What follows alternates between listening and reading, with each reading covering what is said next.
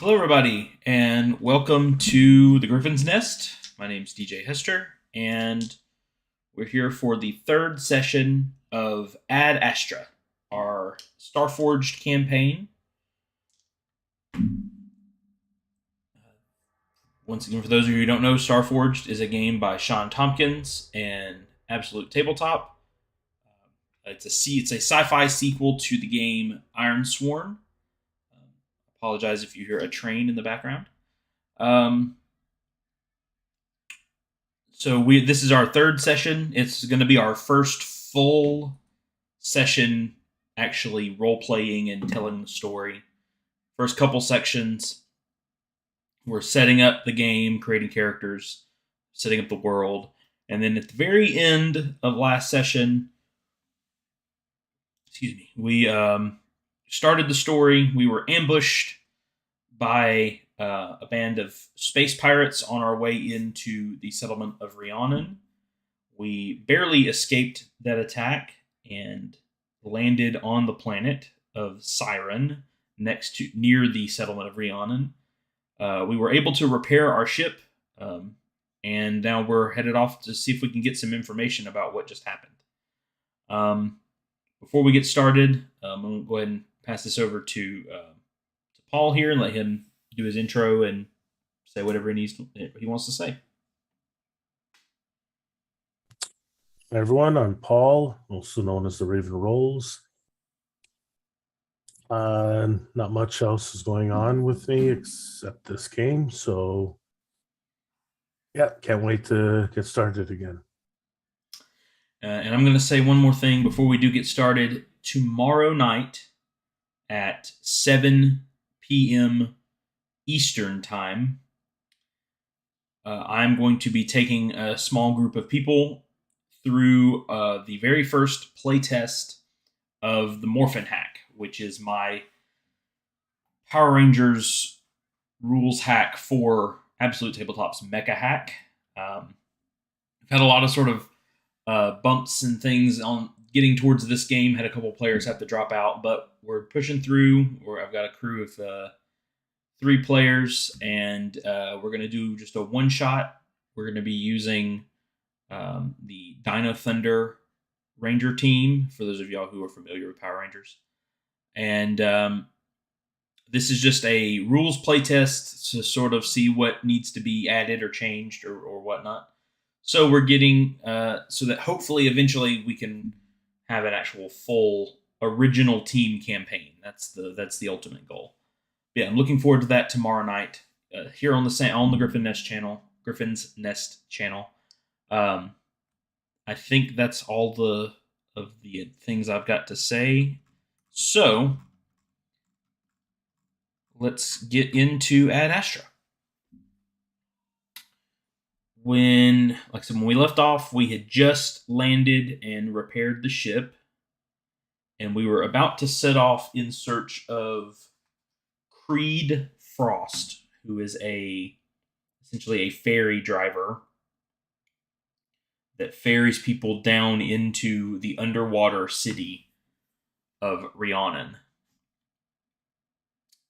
So I feel like as we are leaving the poltergeist, we head towards the dock where we normally would wait for a ferry. Is there anything you had in that you wanted to do on our way to the dock, or anything you want to interject before we hopefully encounter Creed? I assume it's Creed.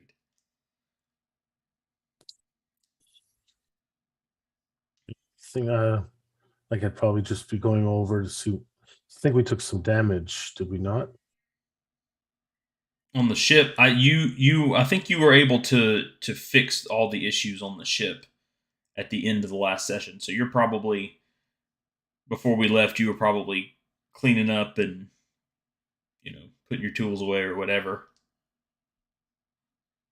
Yeah, it's probably your. I think we were able to get back up to full integrity on the ship before we ended last session. Okay, I guess that's it. Then yeah, that's what I'm doing. Okay. Then, as we approach the dock, um, a ferry comes up out of the water, and the hatch, as it clears the water and all the water kind of rolls off, the hatch pops open. Um, and I'm just going to go ahead and I'm going to say it is Creed. We're lucky enough to catch Creed, or maybe he was watching for us, or who knows. But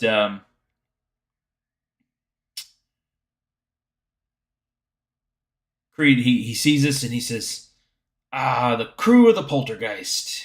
You guys got some stuff to trade with us here?" And I don't remember. Did we actually have something to trade, or were we looking for something?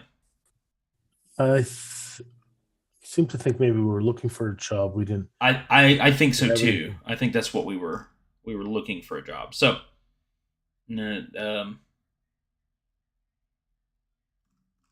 Buzzard says, "Yeah, well, not today. Actually, we're actually looking for something, for a job to do, for some work. Um, you know of anything around here?" And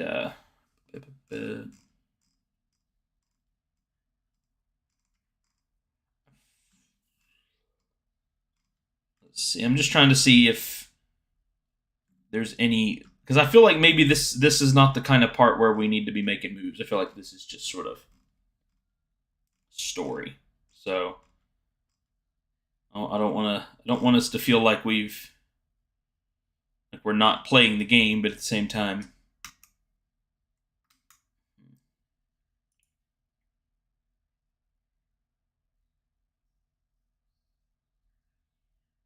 okay.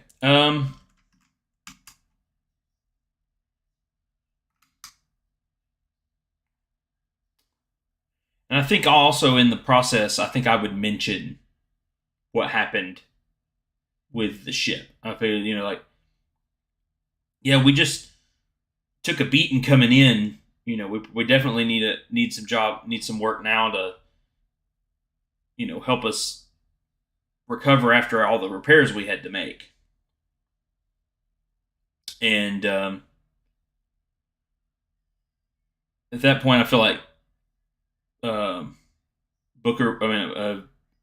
Creed would probably bring up the pirates, because I don't think we know. I'm pretty sure we don't know that they are pirates per se. We just know we got attacked by somebody, Right. and so he would probably say something like, "Yeah, those you guys got hit by those space pirates too, huh? Yeah, those are really putting a cramp on business these days. People aren't making it into the town, and when they do, they ain't got no money to buy nothing with."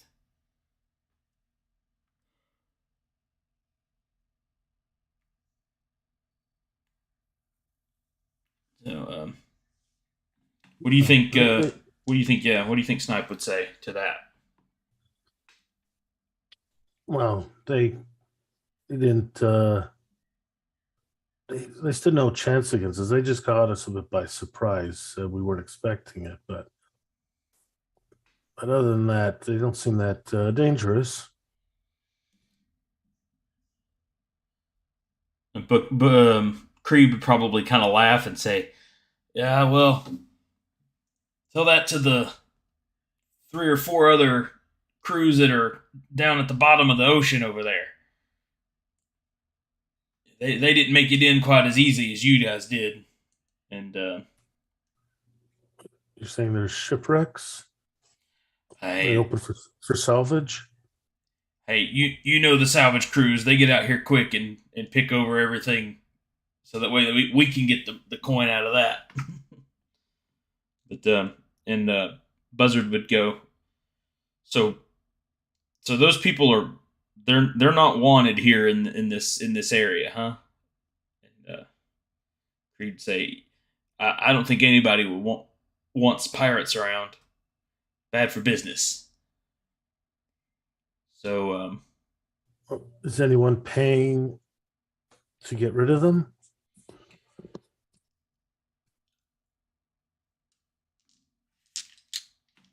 uh, I feel like Creed would say, "I'm sure somebody higher up would be." Let's see. Let's roll up a faction.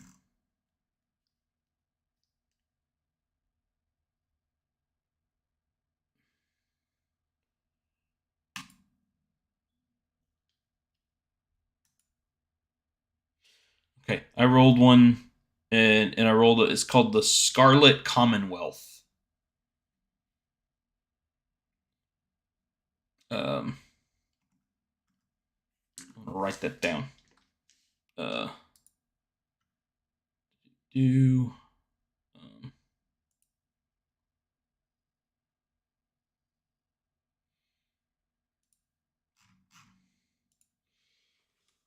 faction.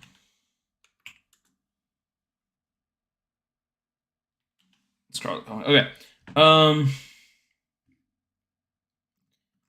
Yeah, he might say, yeah, you could probably check with the Commonwealth. They somebody down there may be wanting to get because they're real. I heard somebody said they're real upset about all the business being down around here. So I said, well, can you take us down? Take us to them? He says, yeah, I can take you down. You guys know the drill. So I figure we'll have to shell out whatever we pay normally to him and um, get in, and he ferries us down. Um,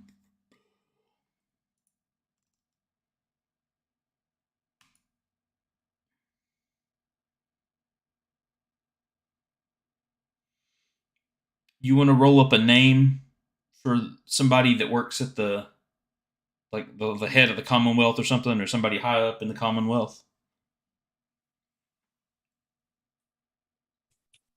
Isaac Hadley. Isaac Hadley. That's the name that I rolled up. Okay. Do you want to roll anything else about him? What about has he got a disposition? Yeah, roll his disposition. I want to see what kind of guy we're dealing with. Oh boy, hostile. Of course he I don't know if is.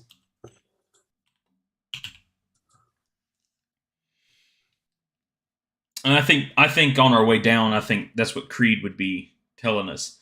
Yeah, the yeah, you're probably gonna need to talk to old Isaac Hadley down at the Commonwealth, but he's not kind of sort to be super friendly to non locals, and he's not quite friendly to locals either. So I'll say, well, we'll deal with him the best we can. I mean, if he's got a problem and we can fix it, he might be more happy to see us than normal. I rolled up. He is large, tattooed. That's his first look about Okay. him. And we will find out that he is driven, weary, and suspicious. Sounds exactly like him. Weary. I'm sure he's weary from these pirate attacks. Yes.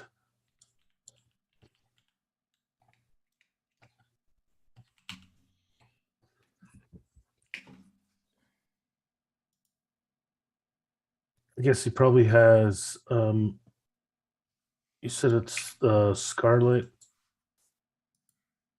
Scarlet Commonwealth. Whatever their symbol is, it's he probably has it tattooed on him as well, because Yeah. maybe on his back, among other tattoos and stuff, or maybe on his arm or something.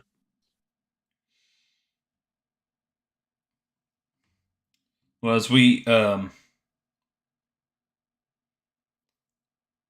Creed drops us off at sort of comes up under the sort of airlock type situation and the sort of internal dock system here, and he drops us off, and we get out and we give him the coin and bid him farewell. Do we want to try to um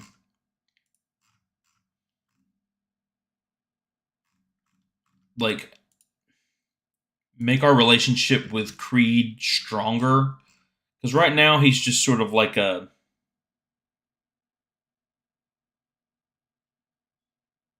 It's just, I guess, an acquaintance more yeah. than anything. Did we just rolled up a guy, right? We didn't actually.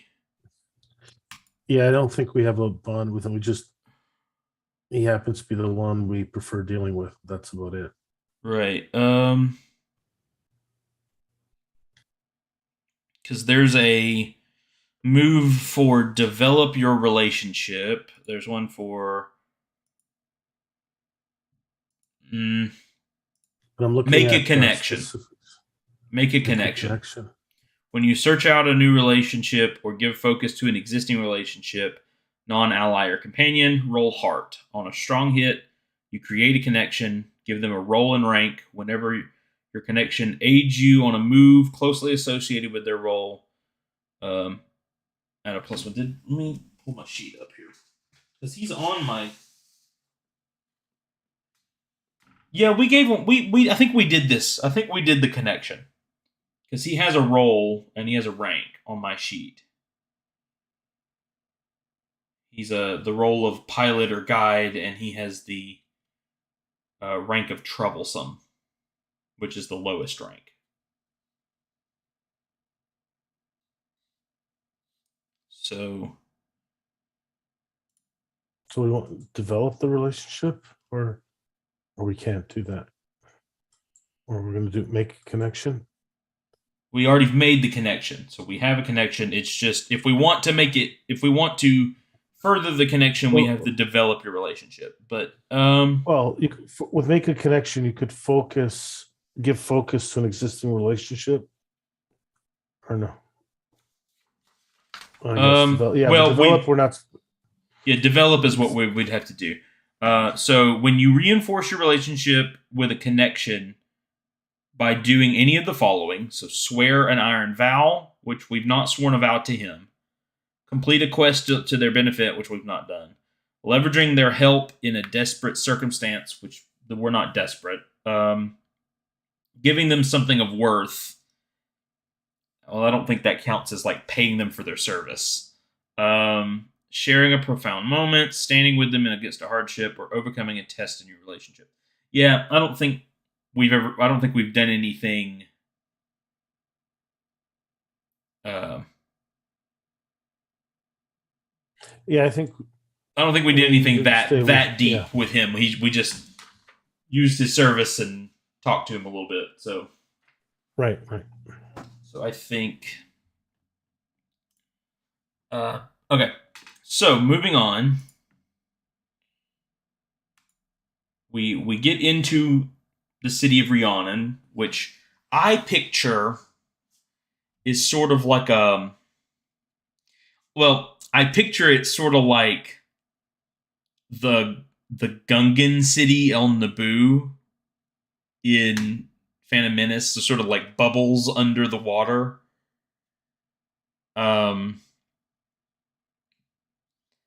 That's sort of how I picture it, but obviously these aren't like fish folk; they're humans that live underwater. But but I also picture it sort of a little more gritty, and because it's sort of like a we've established it's sort of like a crime city. It's sort of like a like it's not governed, right? I think that's what we established, that it's got no, yeah, it's lawless. So there's no like established government here. So I'm sure that's why people like the Commonwealth, these like factions, these businesses almost sort of run the city and sort of pay people to do what they need them to do, I guess. So, so do we want to just head straight for the Commonwealth, or do we have anything we want to do first?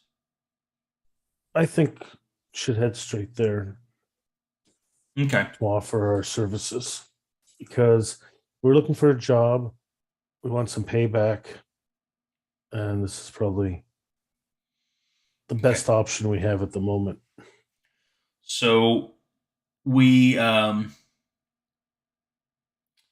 we head towards the Commonwealth. I'm sure we might have to ask for directions or whatever from somebody, but we figure out where we're going and we head towards the Commonwealth. And um, as we approach the front door, I'm sure there's like a bouncer type. It's one of those guards that stands outside and you know what's your business sort of situation. Um, I think your camera moved on my end. Well, I think I leaned back. No, I've got part Oh, of my oh, I see. window is in your window. Oh, yeah, yeah. Now I see that. I don't know. Oh, I know why. Duh. I opened the chat. There we go. Okay, so let's see. This bouncer, you know, asks us who we are and what's our business here, and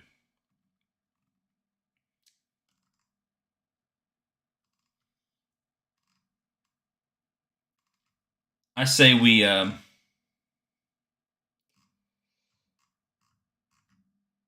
him, we let him know that we're just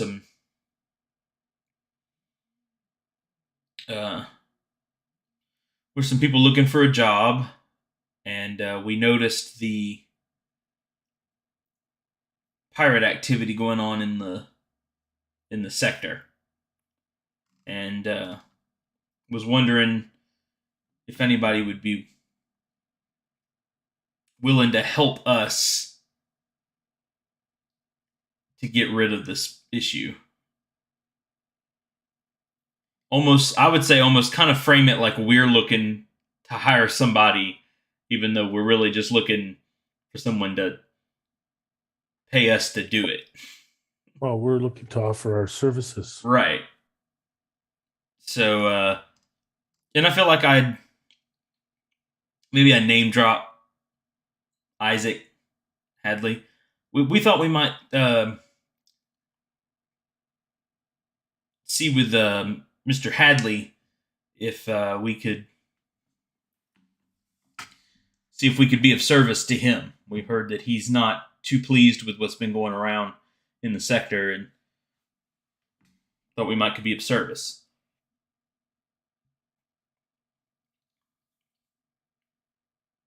There anything you wanted to add to that? I think anything I add would probably be detrimental. So I feel like I need to roll something. I feel like like there's a what's it called? I saw one of these. Compel. There's a move called Compel. When you try to persuade someone or make them an offer, envision your approach. If you charm, pacify, encourage or barter, roll heart. If you threaten or incite, roll iron. If you lie or swindle, roll shadow. So I think we need to sort of convince this guy to try to, especially when I bring up Mr. Hadley. I'm sure he, you know, doing his job is like, I don't think Mr. Hadley's not supposed to be seeing anyone today. He's a little busy today. Um, So, what's your heart? That's why I don't help. Oh, My heart and iron are ones. or ones. Okay. So my heart's two. So I'm gonna try to just encourage, just like convince him. I'm not threatening. I'm not, just try to convince him. Look, we're here to help, and I imagine that if we can get this issue fixed, Mr. Hadley might be a little happy, a little more cheerful for everyone. If we can get this under control. So I'm going to. Now, before you roll, Mm-hmm.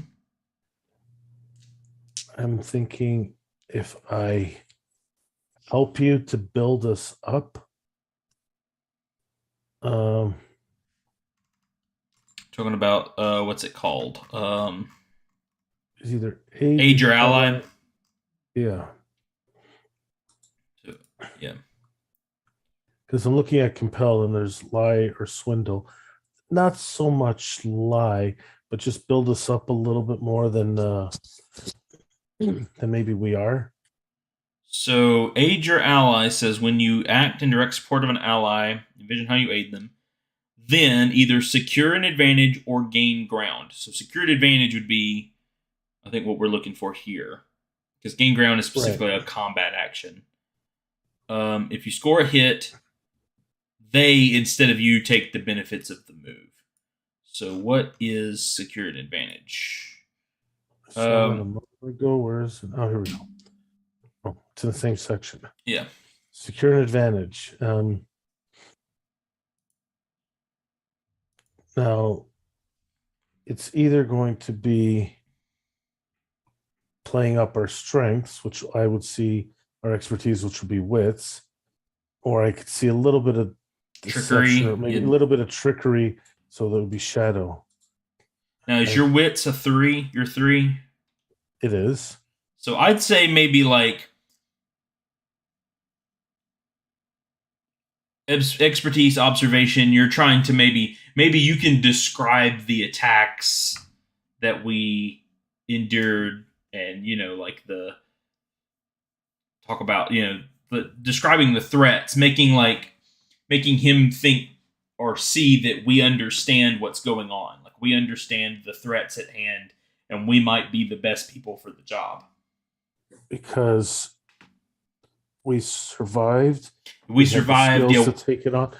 And if we get some support, right. we can make a difference. Okay. I think that works. So I So roll. you're rolling wits, so the 2d10. Which are you using? You're using the digital dice, aren't you?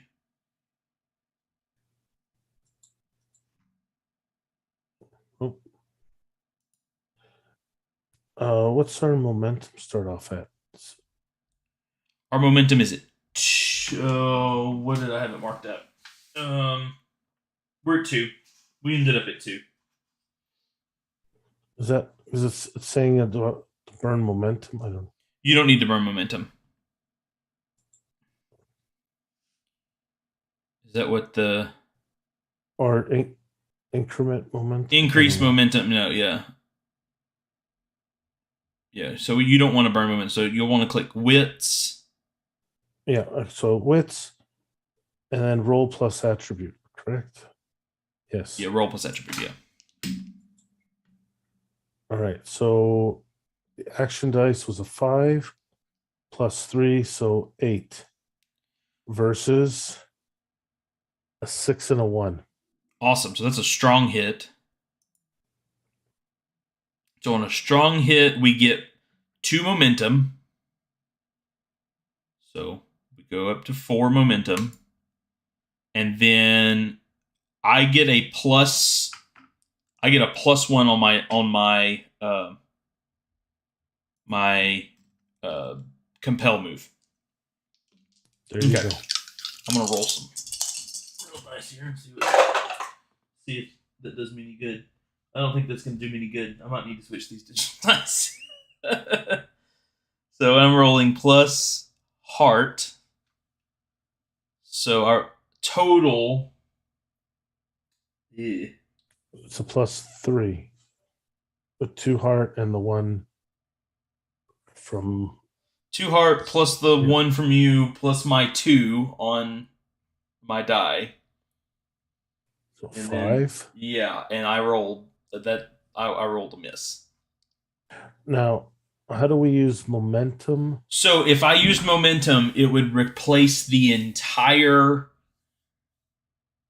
Oh, attribute, the everything. dice. It doesn't Oh, change the okay, right, challenge right, right. dice. So we're at 4 momentum, so that would It's not only, enough. yeah, that wouldn't be enough. Because it would take my 5 and turn it into a 4, essentially. That's going to make it worse. So So you rolled a we, 5, and you said that the two. a 6 and an 8 is what I think it was. Oh Yeah. boy. Or it might have been a 6 and a 10, actually. But, so we missed. So they refuse to let us in to see Isaac, and we have to pay the price. I wonder what pay the price would be for something like this. Um, All right, so I guess a percentage dice. Do you? yeah, I can roll up. All right, you want to roll? You can roll. Let's. Yeah, I made the bad decision. I made the bad Hey, I compel. helped you as Yeah, best as I could. I think I'm you were not the starting to talker. get him, and then I just ruined it. Um, I think you should have gone with iron. You could have like not so much, but just like incite him to. It's in his best interest. Oh well. All right. okay, so here's what happened. I rolled my dice. This is sort of the downfall of physical dice, I guess. One of them went through the tower, and I rolled on the tens die. I rolled a 10, and then when the other die went through the tower, it bumped it. And so the current dice reads 78. So if we keep the 10, it would be an 18, which says you face the consequences of an earlier choice. Or if I roll 78, that means you are harmed. I think being rolled together, so I think 78. So maybe he actually He like punches comes out and me. yeah. Like he like decks me. He's like, you need to get out of here. Like so, We didn't call you, you don't come here, sort yeah. of thing. So endure harm is a move. Um, when you face physical injury, fatigue, or illness, suffer -1 health for a minor harm, which I'm assuming this is a minor harm. He just punches me. Um, Yes. so I am at 4 health now. I am down a health.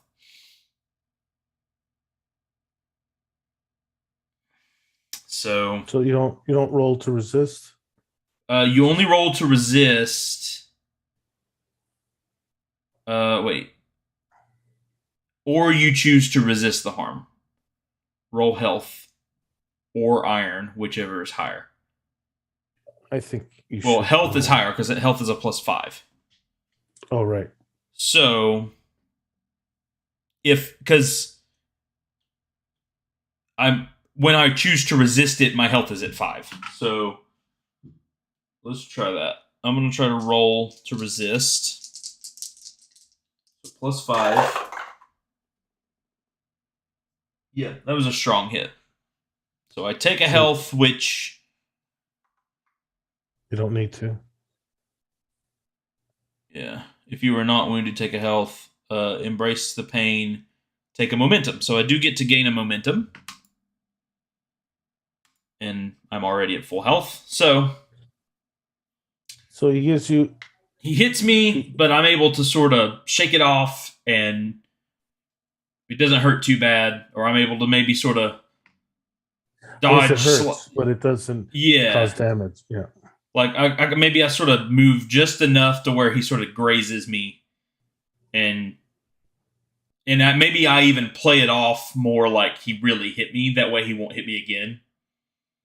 Like I flinch extra hard, so it looks like he hit me really good. Um,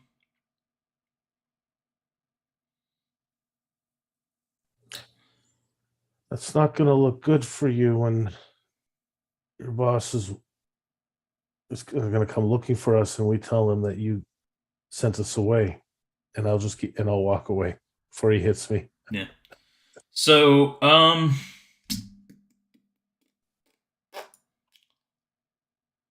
so I think we need to Gather maybe information. gather some information. Yeah. Um. So you want to maybe head towards a bar or something, like a tavern or a club or something that maybe we can find some people to talk to. Yeah, we head to like yeah, I guess the bar, like they probably have like because it's a little bit lawless, so they probably have boards up, looking for work, type of place. Almost like a maybe instead of a bar, I picture more how people used to go to the docks to look for jobs and stuff, like to get onto ships and stuff to get Yeah. employment. Mm-hmm. So I almost picture like the docks because it's a water-based society, but like obviously inside Yeah. the city sort of I like the idea that like different parts of the city are in different like pods, and so there are docks at each of these pods, so that if you've got work, they'll shuttle you to a different pod to do the work you got to do. Like maybe there's different factories or different shops or different, whatever yeah. warehouses. Yeah, it's not so much as a person standing there said, we need 10 sailors or something like that back then, but it's more like it's digital boards and Yeah. stuff, and then you sign up, you It's like a sci-fi version of a wanted board or something in a fantasy town. yeah, you Um, select it and then it's like, okay, yeah, I'm so and so, I signed up sort of right. thing. Um, so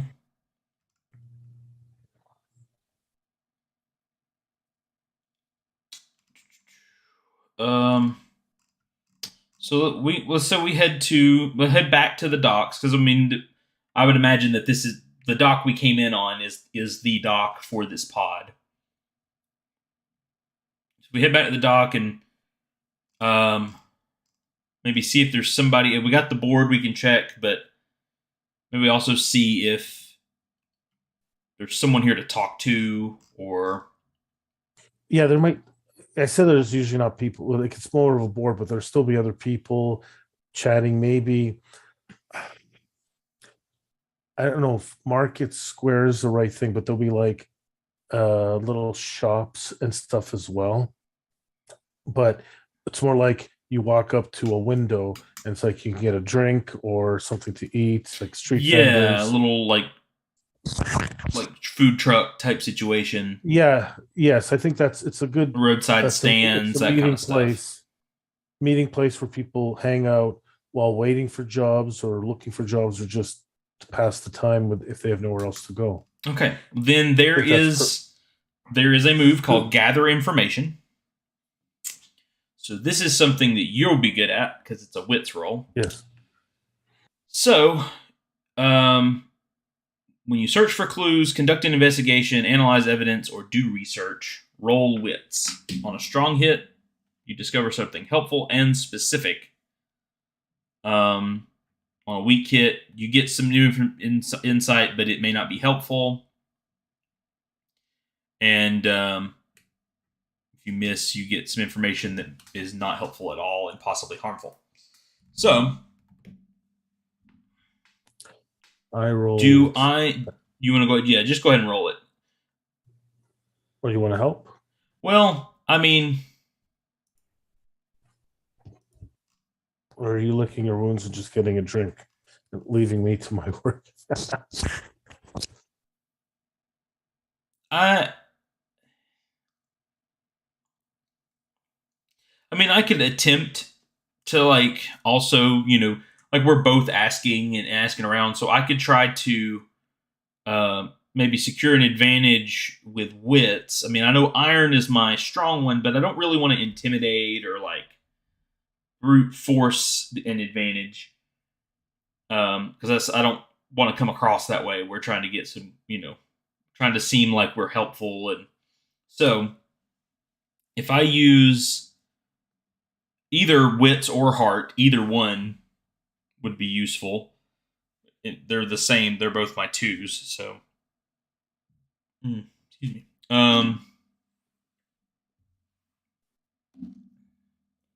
Yeah, I'm gonna try to with heart try to secure an advantage. My sociability and my resolve and that kind of stuff. Okay, so nabbit. I think I'm gonna start using these digital dice because that is the exact same roll I just rolled a while ago. So,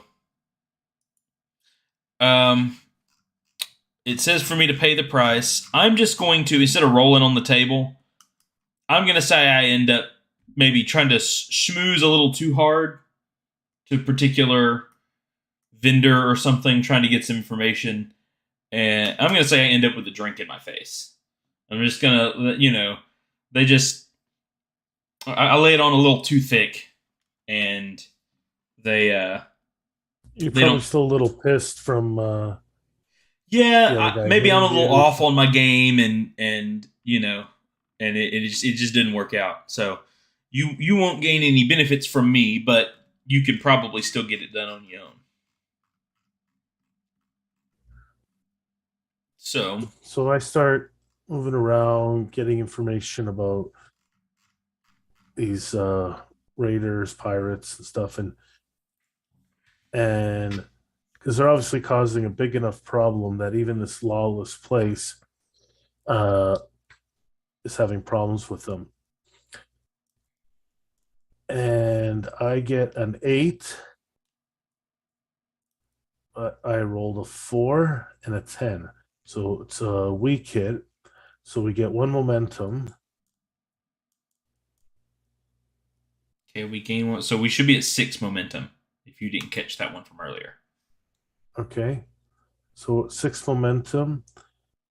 And And we gain information, provides a new insight, but also complicates the quest. So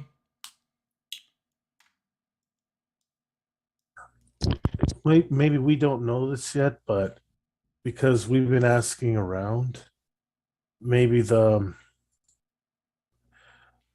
pirates themselves are onto us, yeah, maybe knowing we're somebody asking a in lot of the questions. area is one of maybe they sent some people down to the Yeah. planet to like spy and gather information for themselves. Okay, so we learn a little something. We learn that maybe how long they've been here and sort of the. I'm going to say maybe they've been here, you know, 3 4 weeks or so. Because it's probably been a little while since we've been around here. Um, so they're yeah, we learn that they've been sort of just plundering, and if they can get the ships, you know, listless in space, then they scavenge everything from the ships and bring them on. Because I'm sure that their ships are like large, like freighter type ships, so they have room on board for like wreckage and other Well, they only in this area they might only need one or two larger ships, right, and then the rest are more like fighters, I guess. maybe Like the two, like because I some think the ones like that were after shuttles. us, the ones that came after us before were, I guess, two fighters. They probably take us out, and then the larger freighter comes in Comes and in. Yeah. And maybe that's something we learn. We learn that they've got this sort of like they don't put the big ships out in the main area because they'll attract too much attention. So they send their smaller ships out to sort of take everyone out, and then the big ones swoop in and gather the spoils. So, Right. And then they um, could spread the little ships out more right. to recon and stuff. They're small, faster ships. Yeah. So, even though we haven't secured a patron to sponsor this job, um, do we want to sort of take it upon ourselves? Because even though we are in it for the work in general, this place is a general place where we can get a decent amount of work. So when it's sort of struggling and suffering, we are hurting for work. So it would be in our best interest to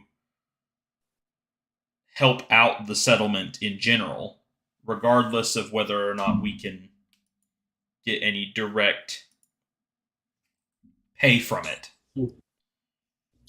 So my so do we want to, even though we don't currently have a sponsor for this job, do we want to go ahead and swear an iron vow to complete this job? Right. Because if we can, we would basically collect the resources, whatever supplies they got, and if we can identify them, then maybe sell them back to the rightful owners. Right. If not, sell them to the new owners Yeah, the highest bidder. Okay, so to make a little bit of money. We're not going to be like not sell it for full price, of course. Yeah. no. So that would be now then if we're going to do this, then we will take the move swear an iron vow. When you swear upon iron to complete a quest, write your vow and give it a rank. Then roll heart. If you swear this vow to a connection, add 1. If you share a bond, add 2. So we're swearing this vow to ourselves. We're not swearing it, you know. Had we had gotten in with Mr. Hadley, we might be able to create a connection and do that, but he didn't, we were not unable to do that. So, first thing we're going to do is swear the vow. So, we swear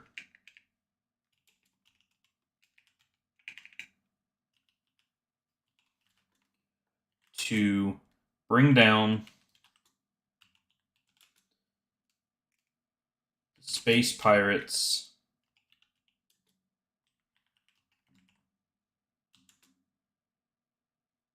um, pillaging Solera Flux, I think is what this place is called. Sector. I Solana thought, Flux. thought this was Rhiannon. Rhiannon is the settlement. Oh, right. Solana Flux is the sector. And Right, right. these pirates they're taking over the whole sector here. So we swear to bring down the space pirates pillaging Solana Flux. I will put that in the chat for you if you want to just copy and paste it. Well, I said it would. Oh man, I hit the wrong button. Let me type it again. You can also put into the notes the Google Doc. Yeah, I can do that. We swear to. I'm adding it to my character sheet right now. Bring down the space pirates.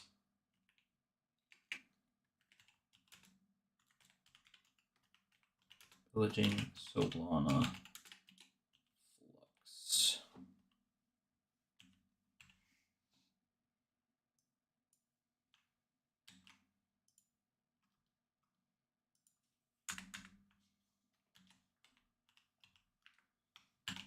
There's our first file. Okay, I'll put it in the Google Doc. Now, what rank do we want to give this vow? Maybe dangerous or Possibly. formidable. I don't think it's quite extreme or epic, but possibly formidable if we think it's going to be. If we don't think it's going to be that much, then maybe we go with dangerous. I think maybe start off easier. Okay, let's go with dangerous then. So then we roll heart. Guess that would be me. I'm gonna roll these digital dice. So heart. We're not adding anything to it. So roll plus attribute. Well, are we helping you because we're swearing the vow together? I guess. Would Um, or no? I don't know. Let me grab. See if I can grab the book. Iron Sworn and see if I can find something about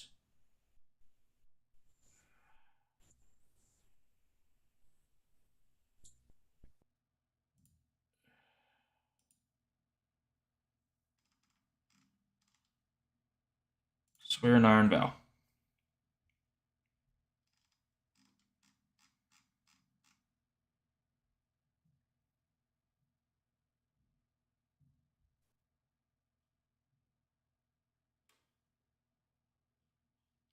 When allies join together to swear an iron vow, this is a shared quest. One of you speaks for the group and makes the move. If you score a hit and take momentum, only the character making the move takes that bonus. Others benefit narratively from your success or face the consequences of your failure.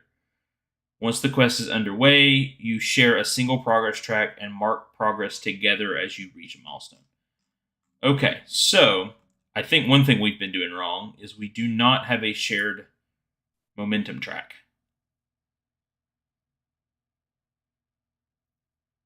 So, where did we get the 2 momentum from earlier? Was that from you? I had 2 on my sheet originally. Do you start Right. off at 2? I think we start off at 2, Right. Okay. And and I then we think I gained 2 on a strong yes, and then you gained success. 1 on the gather information. So you should be at 5. And you're at And I'm 3? at 3 because I only gained 1. Okay. Now then I'm going to swear the iron vow because I'm I have the higher heart. So I rolled a weak hit. So I rolled a 5 plus 2, and I rolled a 10 and a 7. So I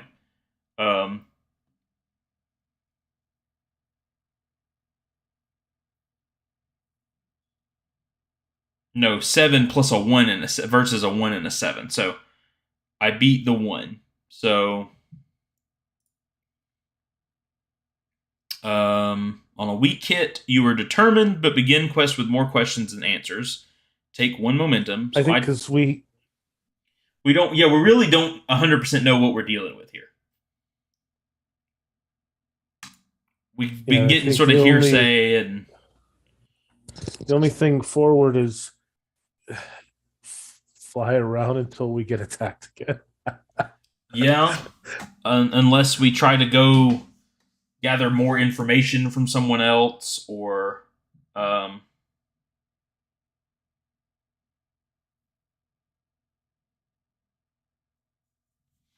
okay. So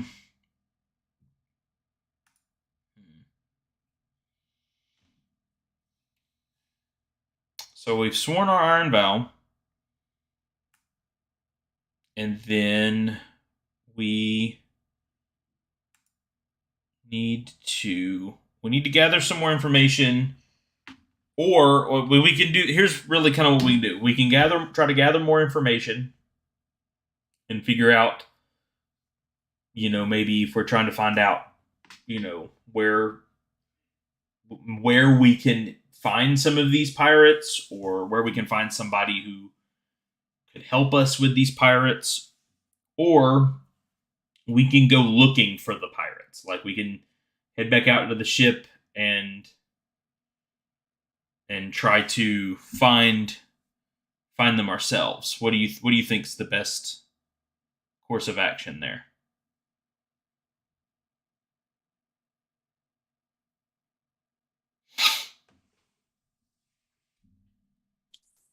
I think gathering more information might be the best instead of just flying blindly around Yeah, till we get attacked again.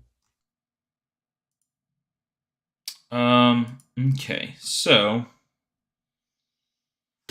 let's see. You gonna So I try to guess help? You can try to help me. uh I can I can try. Maybe I won't end up with an issue again. So I'll try rolling with heart again. I'm trying to avoid helping you with iron, because I feel like, if it resorts to that, if we really need to start brute forcing it, then maybe I can take over and do that. Um Sure. but I'm gonna try with heart again. I don't think I have any, so I'm going to attempt to secure an advantage for you. Um and I rolled a weak hit.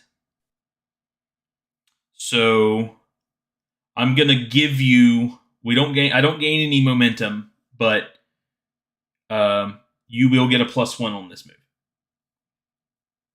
I was more successful here on this one, so you will gain a +1 on your gather advantage roll, or gather information roll. So I say this at this point, we've probably been kind of going around the city, asking people, go into the taverns and that kind of stuff, looking for information. So you get a +1 on the gather information. Let's see if we gain anything in vital here.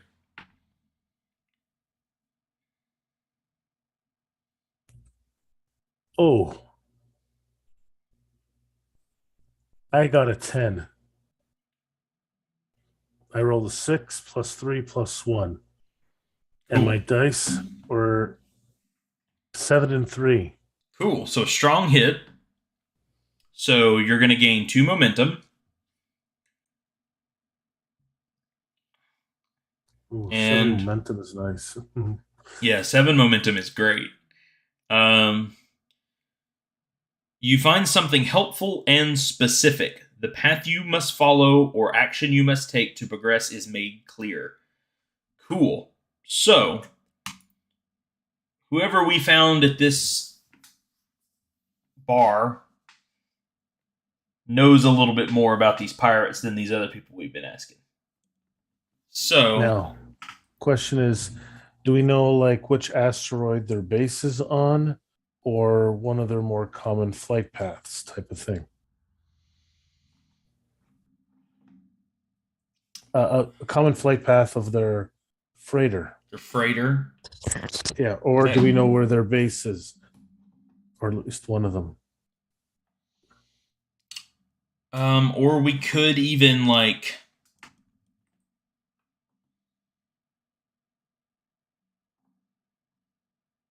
maybe we find somebody, like, they know of somebody that can aid us, or yeah, or even, like, or a common hideout on the planet of, like, a place where they may, like, land to gather resources, or,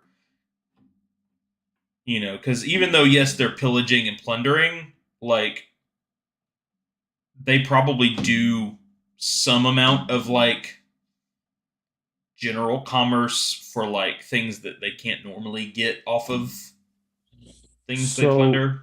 so instead of having a secret base where they store everything, they actually bringing it planet side, and then from there try to distribute it through other channels and stuff to make it seem a little more legit.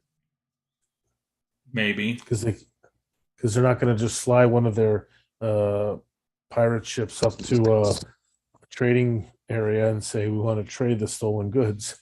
Right. So maybe the person maybe they tell us that they know that these pirates have sort of like a secret um like normal faction or like a group of people that take the plundered goods and try to sell them for money as though they weren't stolen, you know? Yes, So they know of maybe a warehouse or um, a or they base or have something where they store, or they have a fence. yeah, some sort of Even place where they can, you know, put their stuff planet side, park their, you know, unmarked freighters or their unmarked cargo ships and stuff, so that it's not so suspicious. So okay, so that to me sounds like an expedition, like an exploration type, like we're looking for a location. So here's what I'm gonna say. It's we've been playing for a little over an hour now. We kind of know where we're headed, so let's take a quick break, bathroom, drink, whatever break, and then when we come back, we will maybe undertake an expedition um, towards this secret base to try to maybe infiltrate it or figure out who we can maybe we can find somebody and get some information out of them or take them down and hobble the pirates or something. But we can take this exploration and look for their base. That sounds like a good course of action. So we will take a quick 5-10 minute break and then we'll come back and continue at Astra.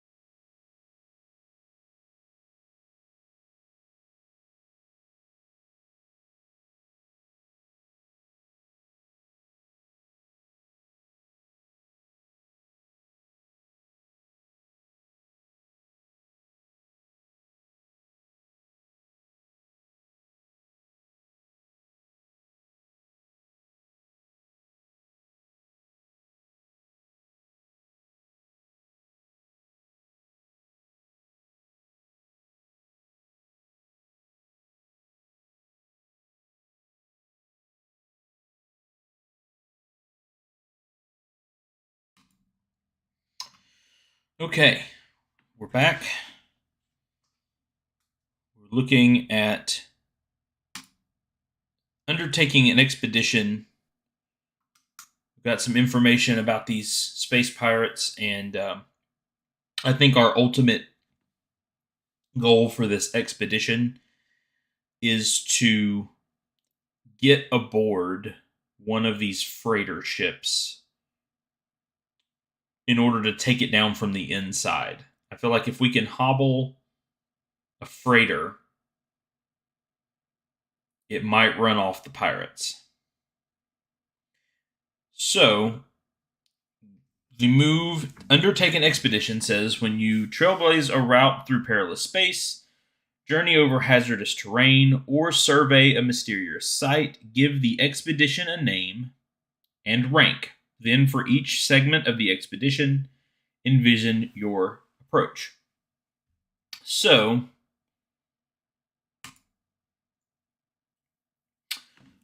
make a progress track called Board a Freighter.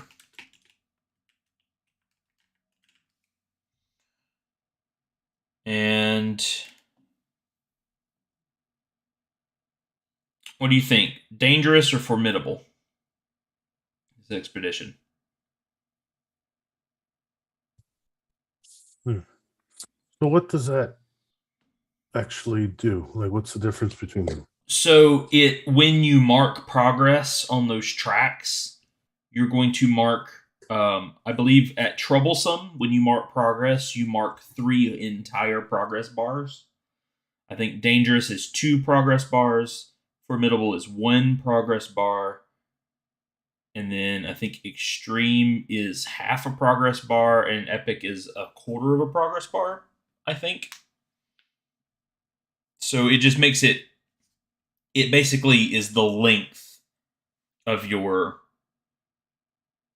of the Right, the expedition. harder it is, the The longer. longer it'll take, yes.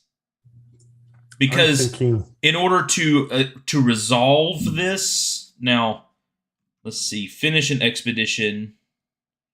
Yeah, it's a progress roll. So you're going to roll the challenge dice versus your progress track to see if you how well you succeed. Um, I'm so we want to thinking, get as far up the progress track as we can before we try to resolve. yeah, I'm thinking like two or three, like each time we resolve, because I don't think that's heavily defended. So we still have to sneak in. It's not like it's easy, Right, but it's not like heavily guarded, watched and stuff. So, right. but it's only there like a transfer station. It's not, maybe they're not their main base or one of their ships or something. So this will lead us to the next step, is it? I think. Right. So each time when we do an expedition, each what they call a segment of the expedition, we will roll an approach. So basically, we're going to roll to see how we get to each sort of waypoint of the expedition, and then from there we can then move on to the next waypoint or possibly explore the waypoint we currently are at if we feel like we need to, because it could just be like a point in our journey, or it could be a section of our Oh, journey. so is the expedition finding their base, like a main base or something, and a So waypoint can be a transfer station, a freighter, or something like. something similar. I was thinking that our goal with the expedition would be to infiltrate an actual freighter ship. So one of the waypoints may be the base here on the planet. If we can get to the base here on the planet, then from there we might can get to the next point, whether that be sneaking onto one of their ships or getting some information from some of the pirates, or something. Um, So I'm thinking the one that's like two or three. Okay. Let's go dangerous. So it'll be two per bar. It'll give us a little bit more length. Um, yeah. So for this first leg of the journey, we need to figure out how are we going to. We learned from our informant, wherever whoever he was, that there is a base here on the planet where they store goods and sort of do their commerce out of. That is sort of not marked as a pirate location, but he knows that they're associated with the pirates. They may not be pirates themselves necessarily, but they work with the pirates as sort of their trade liaisons or something like that. So we get the general area of this place. Now, how do we want to get there? The three options are we move at speed, which is we roll edge. We keep under the radar, so we're trying to sneak in, and that would be shadow. Or we stay vigilant, and we roll wits. Though it's not my best, so it's not my worst. I think the initial point is maybe to keep under the radar. Yeah. Basically sneaking Sneak in. And in fact, and I also think that the best way to do that would be for us to go to get Creed to bring us in. to go on foot or something like that. If it's okay, I guess it's attached to one of the other areas. Yeah, it's. I would assume that maybe it's one of the we could probably use the pods to get to the area and then sort of sneak in on foot, because one of the I have my rover. This is your unarmed rover provides protected planet side transport. When you undertake an expedition or set a course, you can add one. So we could use the rover and get a benefit, but coming in on a vehicle might give us away and not give us that stealth that we might be looking for. Vehicle, I'm guessing, it's big enough for two and has a little cargo space. Yes, I would assume so. So, and since it says planet side, so I'm guessing it would also work underwater then. We could say it could. I mean, to me, here's my thought on that.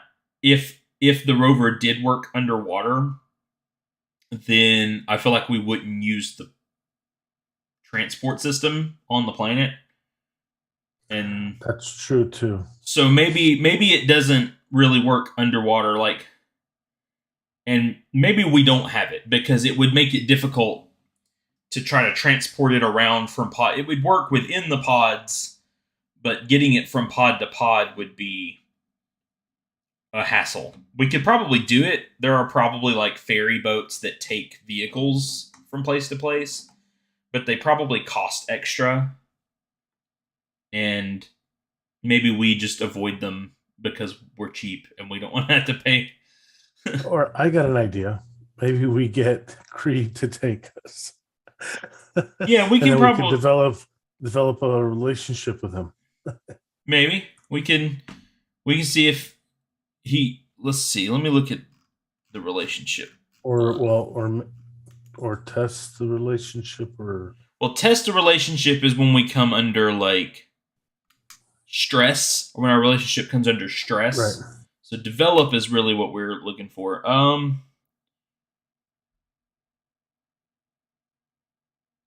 Leveraging their help in desperate circumstances. So, well, he probably wants the pirates gone too, so maybe he'll do this for free. Yeah, if we tell him exactly what we're doing it for, we can leverage his service and be like, "Look, if you can get us in, we know where we're going. If you can get us in, off the books, because I'm sure he probably has like a passenger log or something, and we could be like, look, if you can get us in off the books so no one knows we're there, it will be greatly helpful to the cause of getting rid of these pirates. And we can sort of leverage our little bit of a relationship and go from there.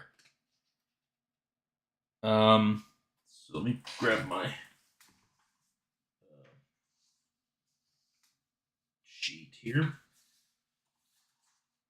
So the way it works is it says,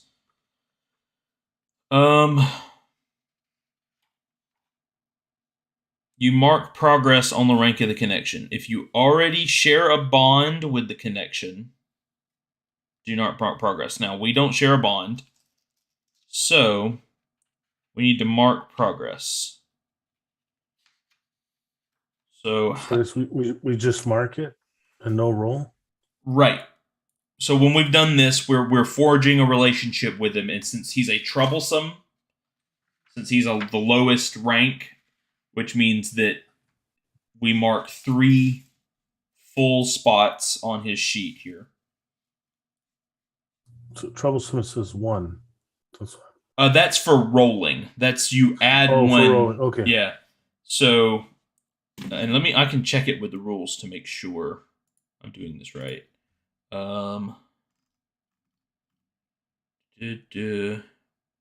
Develop your relationship.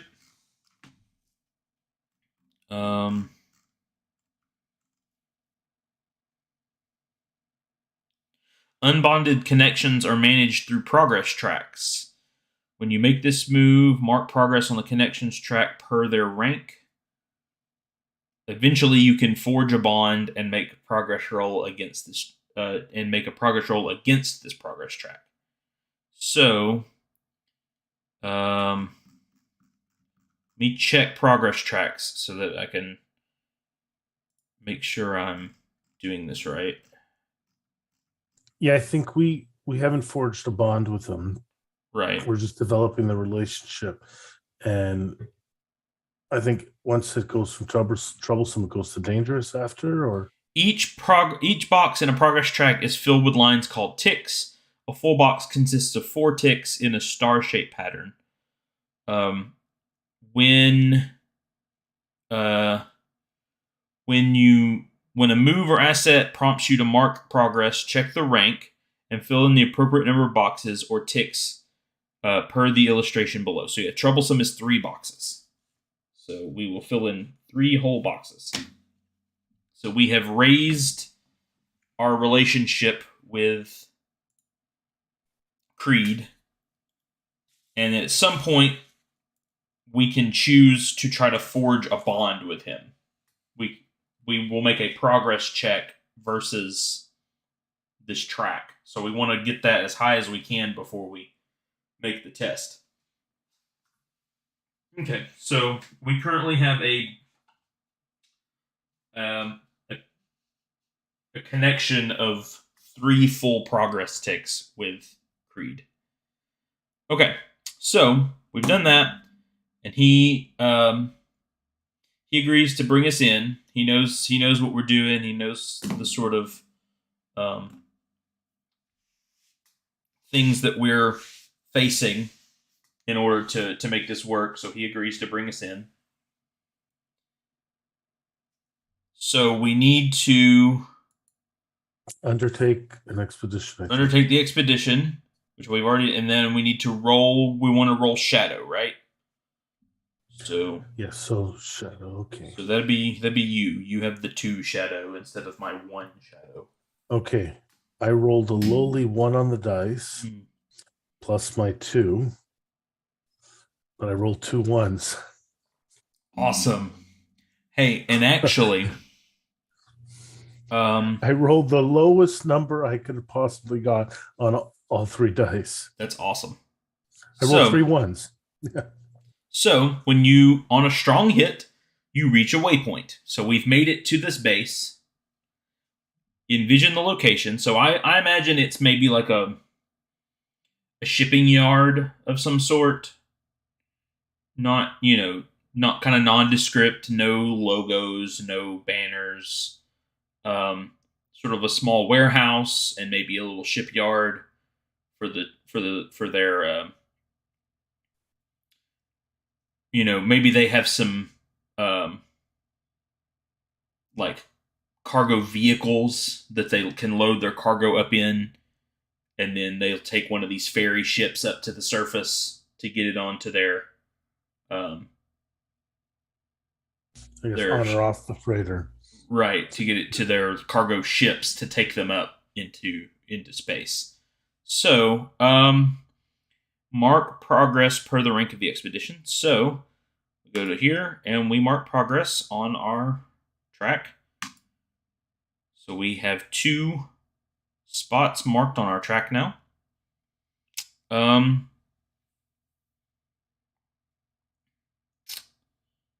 So we can either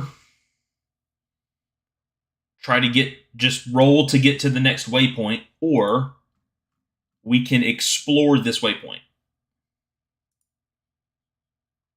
Well, I guess this waypoint is that little transfer station that they have. Right. And I feel like we need some information from here, or we need some sort of there's something we need here. Yeah, we can't just We can't take just a move random on. ship. Right.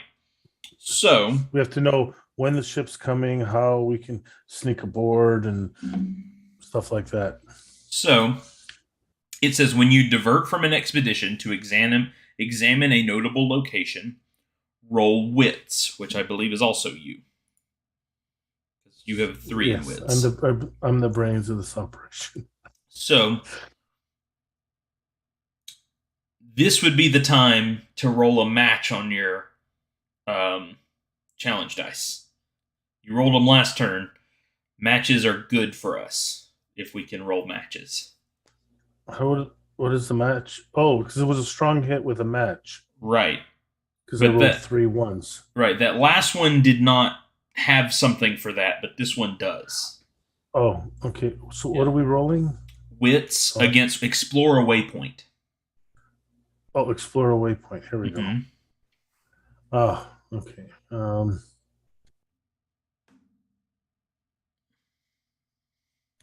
All right. So I'm rolling wits. And weak hit. Weak hit. Okay. On a weak hit, you uncover something interesting, but it is bound up in a peril or reveals an ominous aspect of this place. Envision what you encounter and then take 1 momentum. So you're at what, 8 momentum now? I am. I need to make more rolls. I'm only at 4 momentum. We need to do some combat, which may be what that might be what we're encountering here. Exactly. So we find something interesting, but it's bound up in a peril or reveals an ominous aspect of the place. Okay, so we were told that this was sort of an outpost of like for shipping goods and like trade, so that they can sort of offload these stolen things. That's what we were told.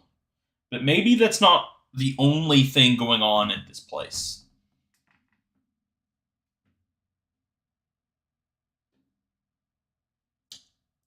I was either thinking slaves or Fight Club. Something like that, or maybe like some more like black market trade going on, like things that even on this lawless planet aren't necessarily encouraged. Things that maybe would take place more over on Prism than here. Things like you said, maybe slaves or illicit drugs or illegal like ship parts, or something. Let's see. Let's Are what were they called again? Precursor tech. Yeah, I know tech. We have a precursor ship that's been modified. But are precursor tech, are they regulated? Maybe, like, especially like functioning precursor tech is probably regulated fairly heavily. Um, Because we probably our ship wasn't regulated because yes, it's but it was heavily modified. It has the reinforced hull, but we've it's been almost gutted and stuff. right, and we bought it. Like we bought it from a someone who dealt with ships and stuff. So like Yeah, it was reputable dealer. right. So So that's why I think we have the insides are all modern tech. yeah, there's I enough think modern tech in our ship to make it legal, to make it right like um because I guess precursor tech has to be researched properly and gone through the legal channels, yeah. um, Now which is actually kind of funny because I probably have illegal alien tech. That's one of my vows. right now there is I found an oracle for story complication, and Oh, okay, that works. and I rolled on it, and it said a key location is threatened or made unsafe. So I'm going to keep that in mind, and I'm going to roll it again and see what I end up with. Someone important is threatened or endangered. Um, Not Creed. He's not that important. no. Or how about this?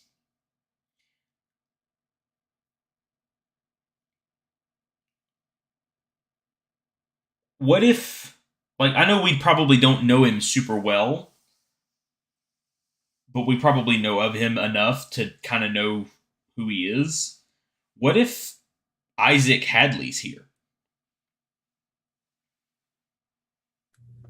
Oh, What that's a if, complication. yeah, like, what if we see, maybe we don't see Isaac Hadley necessarily. What if we see the guard we saw outside outside Now, the office? one of two things: the Scarlet Commonwealth is a front for the pirates, or just that guard is one of their is That could part of work. the pirates. I like that too. I That's like what he's probably been. He's low Scarlet Commonwealth, but he works for the pirates. So, and he obviously didn't want us looking into the pirates, one or the other, I guess. yeah, maybe like he knew that if we did make it to Hadley, that we probably would have gotten the gig and like went and took him down. Yeah, Okay, so I like that. and he can identify us. He knows what we look like, and if Right, he's here, that's that's an double. issue. That is an issue. Okay, so we notice as we're sort of sneaking and peering through the fence and you know hiding, and we see this guard, and maybe he's here to tell them about us. Maybe he's here to like relay information to them that we're here asking about the pirates and trying to take them down. So they're sort So of like I on think high what we need alert to for do. us. Well, he hasn't told anybody anything yet, so we have to get to him quietly enough and Mm, take him out he to just got prevent. here. Let's see Yes, his sort of like caravan or his vehicle or whatever just pulled into the okay. I like that. Let's go with that. So because yeah, we we were making so if this uh waypoint warehouse thing is not independent, like it's not separate from everything, it's still attached to other areas. We were sneaking our way up, Mm-hmm. and we see him approaching, Right.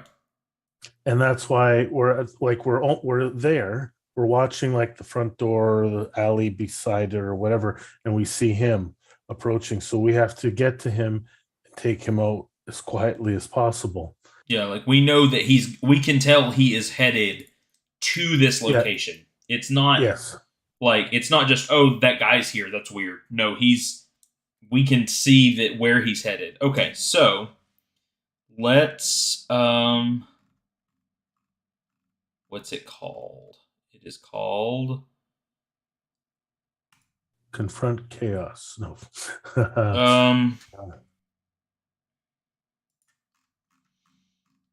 Gain ground. well, those are specific. Like, if we're gonna do any of those Yeah. yellow ones, we need to enter the fray. That's how we start combat. Um, unless we want to face danger.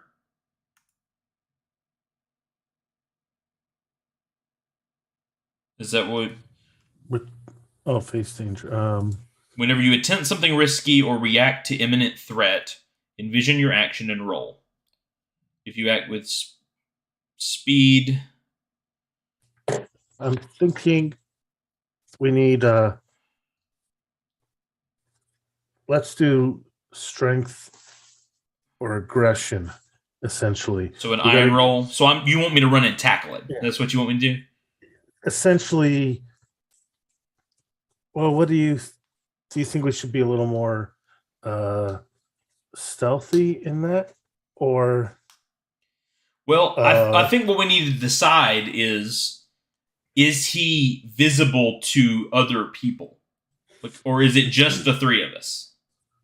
well, I don't think he's walking straight up to it, because he might be known to be Scarlet Commonwealth. He's not going to just walk up to a place and arise. Maybe we recognized him, but he's taking like a side route. So Okay. So if so we were to be aggressive, would we be noticed? That's what I'm trying to get. Like, if we were to take the aggressive route, are we going to get noticed? And if I'm not, trying to see what else are you good at besides iron? either heart or wits. So it's either going to be me running and tackling him, or you trying to like sneak up and like grab him or something. Like sneak up, like pop out of the alleyway and like pull him to the side or something like that. Yeah. Because you have the uh, 2 shadow and I have the 3 iron. right. I'm trying to think. I don't know if you want to try to command him then, I guess hard. I'm trying to figure out a way to get you a roll right now. I mean, if you don't feel like we can, like, here's the thing: if I'm successful at what I try, then we're not going to get caught. But if I am successful, if like even like at a weak hit, we could say like someone sees me or someone, like, so I can try to just like run and tackle him and like take him down. Well, it's a lawless place, so they're not. No, how many people are going to care as long as the wrong person doesn't see us? Right. Like someone from the pirates could see us, or maybe someone who knows that he's a member of the Commonwealth could see us. You know what I'm saying? Like, so okay, I'm gonna attempt to brute force this. Yeah, I think go in, take him out quickly. Like it's basically we're already hiding because we went stealthily. Right. So we're already hidden. So you're just gonna reach out, grab them, and pull them in to the shadows quickly. So I keep not quickly speed, but just like aggressively grab them and Right. pull them in. Okay, so I'm gonna I roll think for is the best iron. way. Yeah. I'm gonna roll for iron, and I rolled a strong hit. I rolled a 4. I rolled a 7 total with my iron, and then I rolled a 5 and a 2 as my challenge dice. Um, so I take a momentum, and I succeed. So I run out, and I like tackle him into the ground, and like I pin him down. Like I pull tackle him out, like pull him back into the alley where we're at, and like pin him down. So at this point, I think we need to see if we can gather some information from him. Like, see if we can figure out what's going on. I don't know if just asking. I think gather information may not be the exactly. Um, it's a little more, I Or guess, maybe aggressive compel. than that. Maybe I can compel him Yes, to like compel. tell us what's going on. So and I can use the threaten or insight, like Yes, yes, since I've already perfect. got him pinned down. So I roll another. Did you want assistance with that, or you got it? Um, I mean, if you feel like you have a, if you know a good way to like, see, because I'm going to be using iron to compel him. So And so would this be secure an advantage? no, compel. Or no, you're compelling. Oh, What am you I would be, doing? yes, secure Oh, an age, advantage. right. Secure an advantage for you. Because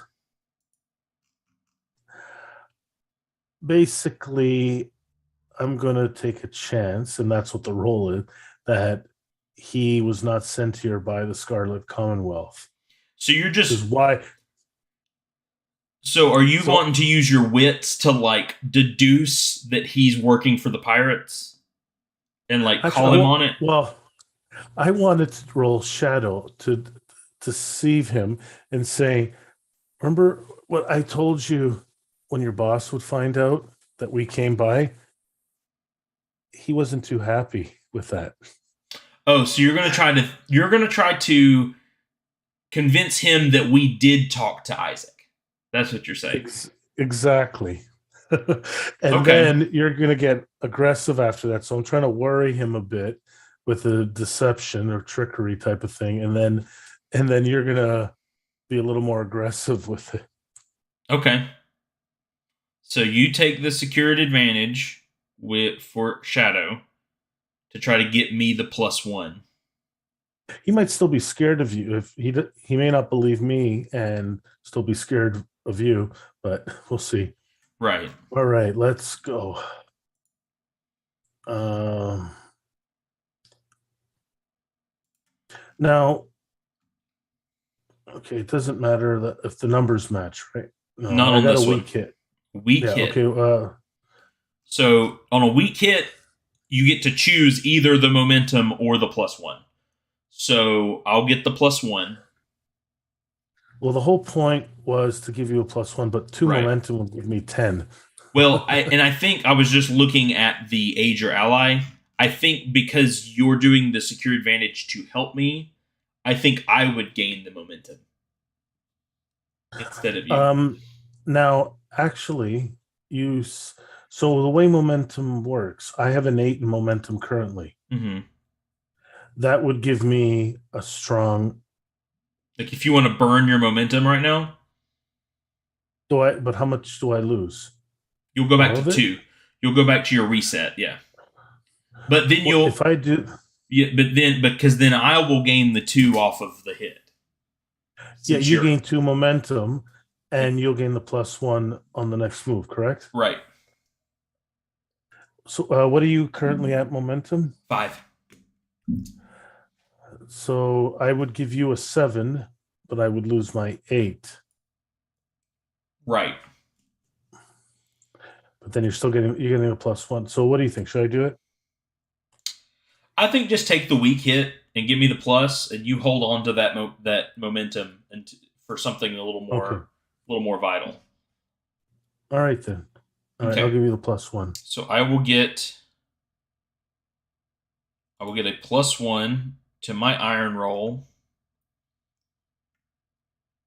for compel, and I rolled a strong hit. So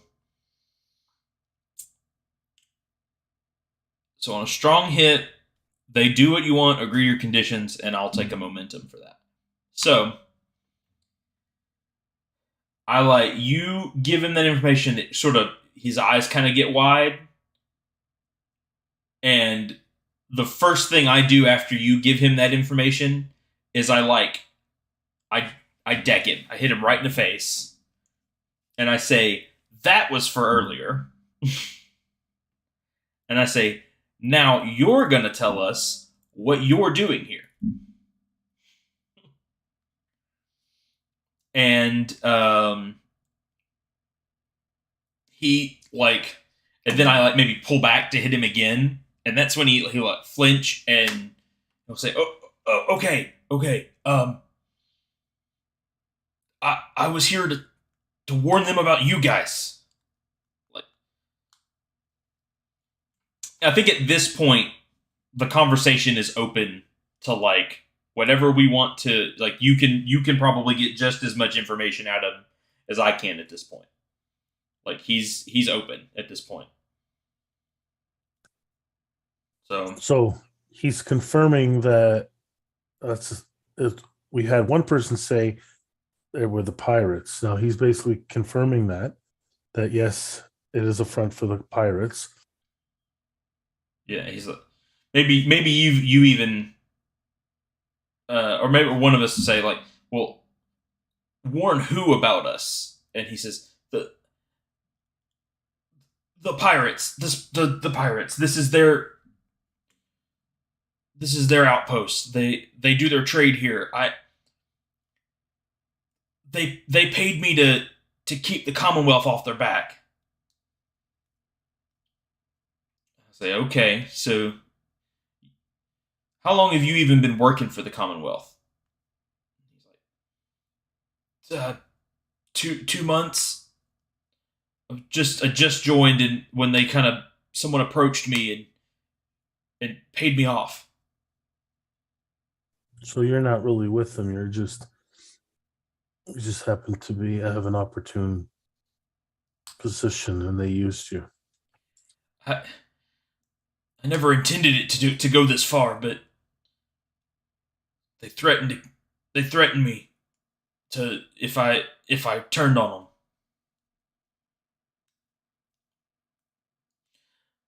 And then I'll ask him, do they know you're coming today to talk to them, or were you just going to show up? Um, I'm gonna roll that. I want to see evens. He told them odds. He just showed up. Odds. He was just showing up. So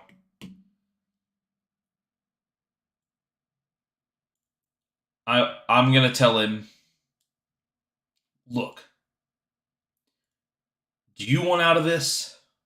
Do you want out of all of this trouble? And, and he like sort of shakes his head like, yeah, like I'm getting so tired of this. Okay, look, you could do one of two things here to help us out. You are gonna either go in there and distract them enough for us to get in, or you're going to turn around and you're going to leave so that they have no idea that we're here.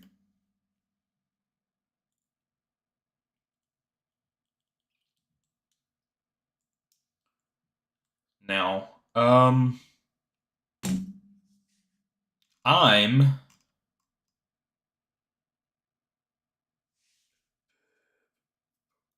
I'm going to secure an advantage. I'm going to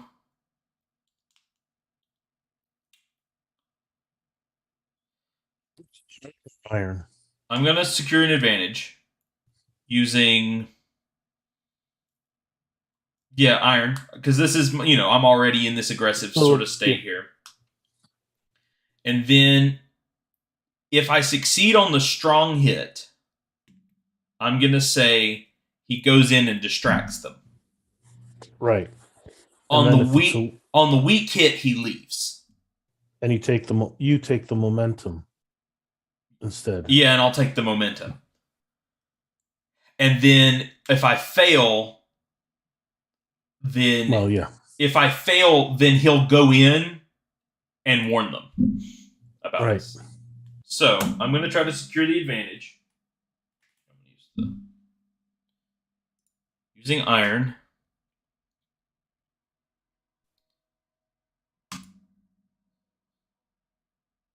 Okay, I got a weak hit and only because I rolled a 10 on a challenge die because I rolled a 9 on my Oh, I almost went to help you. That would have. yeah. But so we got a weak hit. So at minimum, he's gonna get out of here. He's gonna leave. Yeah, he's doesn't want any part of this. Right. So He doesn't want any part of it. I'm gonna take 2 momentum. So I'm at 8. So we're both at 8 momentum now. So that's great. Um. So I let him go. I get him up, sort of help him get dusted off, whatever, and he turns tail and run. He heads back to his transport and heads back to the Commonwealth.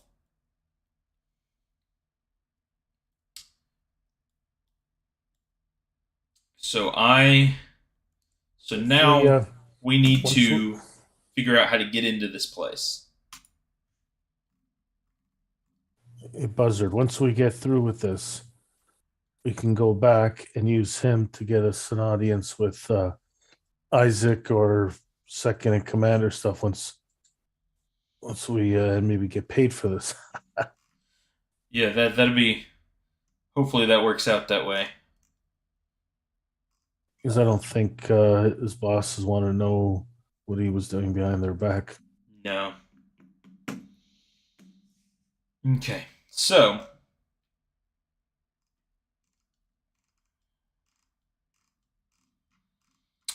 we are going to try to infiltrate this building with the purpose of either getting some valuable information or possibly stowing away on a transport to get us onto this freighter or to get us closer to this freighter. Would this be exploring a waypoint? Well, I think that's what we've already done, the explore the waypoint move, I believe.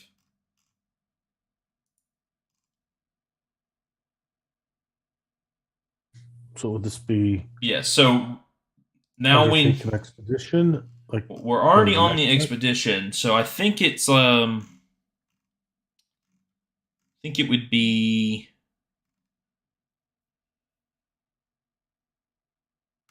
um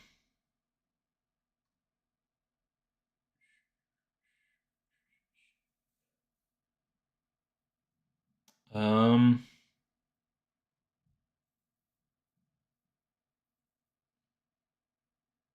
maybe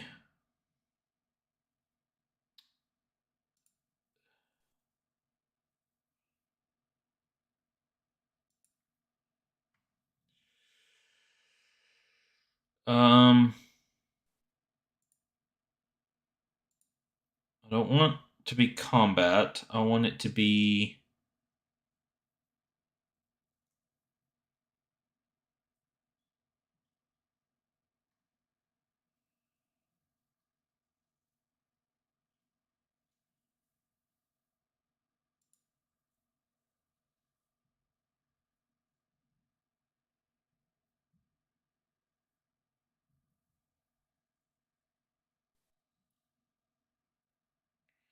Well, here's the thing. I was just looking at this. If we look into reach a milestone, this is for the quest moves. Um, I'm thinking about the quest to bring down the pirates. This is when you make headway on your quest by doing any of the following: overcoming a critical obstacle, gaining a meaningful insight, completing a perilous expedition, acquiring a crucial item or resource, earning vital support, or defeating a notable foe. Do you feel like we've done any of those things? I was thinking maybe either the notable foe or the meaningful insight. One of the two to reach a milestone and gain some progress towards bringing down the space pirates.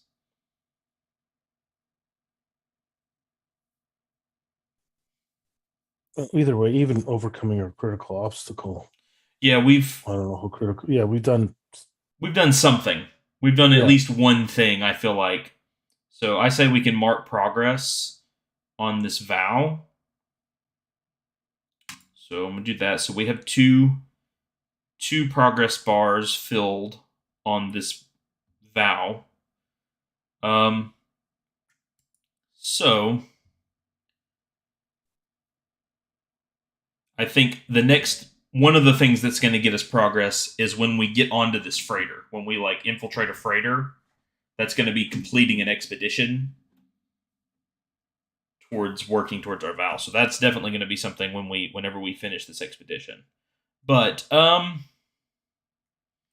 I don't really see a move for, I guess, just face danger maybe to get us in to try to infiltrate this. We want to try to sneak into this base. So, but I'm also thinking we kind of know what we're doing next. We're planning on infiltrating this base with the plan of moving forward in our quest towards defeating the pirates. I feel like we're at a good place to like pick up next time.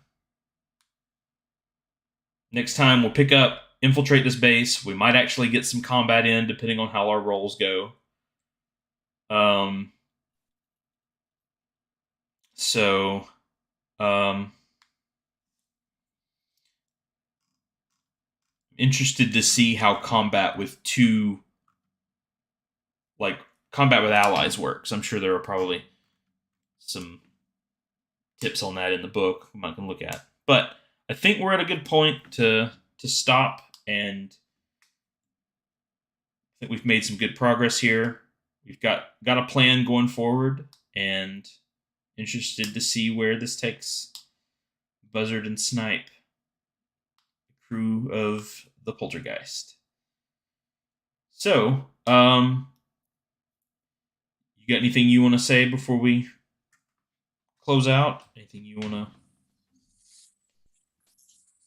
oh, I think that's. I said it's been interesting. Now, next session we reset down to 2 momentum. No, I think your momentum stays. It carries over. I think we just Okay. ended. I think we ended up back at 2 after the last session.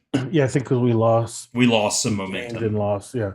Okay, so we still have our momentum going next session. Okay, that's good. Yeah. So we're. I think we're almost to the point where. I think if when we finish this expedition, I think we're going to gain some progress on our Discovery's legacy track. That's going to get us move us towards gaining some XP to level up our assets and stuff. So level up or maybe gain some new assets. I was kind of curious because I knew that that's how you gained the XP was those legacy tracks. So I was curious how often you had an opportunity to like raise those legacy tracks, and it seems like between expeditions and like connections with people, I feel like you get some decent opportunities there to level up. So that's good. I'm glad that that's not as slow as I maybe originally expected it to be.